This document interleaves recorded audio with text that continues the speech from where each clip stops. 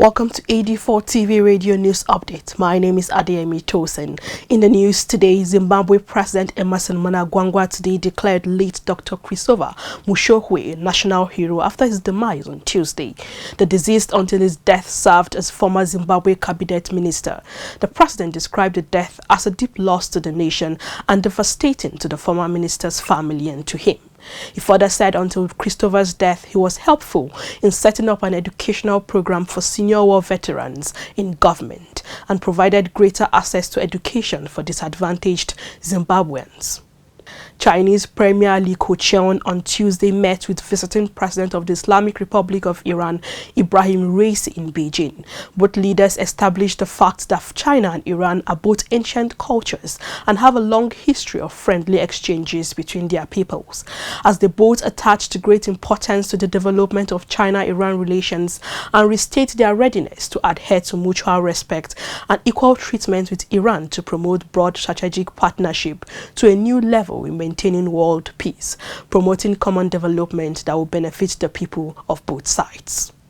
The Supreme Court sitting in Abuja today adjourned a hearing in the suit banning the use of the old naira to Wednesday, 22nd February 2023, as 9 states has filed to join the suit initially filed by Kogi, Kaduna and Zamfara states against the federal government, seeking a restraining order to stop the full implementation of the naira redesign policy of the Central Bank of Nigeria and suspend the February 10th deadline for the use of 200, 500 and 1,000 old naira notes as legal tender.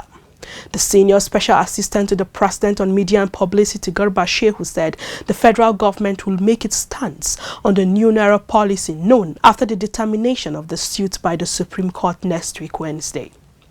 Romania on Tuesday experienced a 5.7 magnitude earthquake. The country's General Inspectorate for Emergency Situations responded that no emergency calls, material damage or victims have been reported dead after the earthquake. The team assured all residents to go about their normal activities as findings will be done to know the cause of the reoccurrence in the country. Recall that this is the second medium intensity earthquake that hits Romania this week after the 5.2 magnitude that took place in the same region on Monday. Russia Foreign Minister Sergei Lavrov on Tuesday, in response to the statement made by Ukrainian President Volodymyr Zelensky about Russia's plan to destabilize Moldova on Monday. Lavrov said Russia do not act as a threat to Moldova's national security and has no intention of damaging the situation in the country, as he called on Moldovan authority to show statesmanship and act in the interest of its citizens and the country rather than succumb to external provocations. In another vein, Sudan on Sunday called for the lifting of sanctions, including a panel of experts assisting to monitor the implementation of arms embargo in Darfur region, which was imposed in 2005 to reduce armed conflict between the government and armed groups and protect civilians in the region.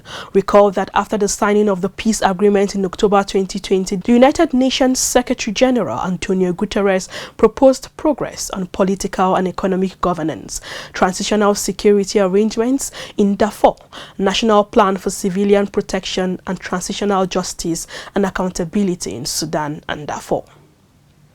Moving to sports, Saudi Arabia on Tuesday was chosen to host the FIFA Club World Cup for the first time from 12th to 22nd December 2023, as Saudi Arabia will be the 6th host since the competition inception in 2000. The country's sports minister said hosting the tournament signaled their desire to be a force for good, as they have invested heavily in sporting events in recent years.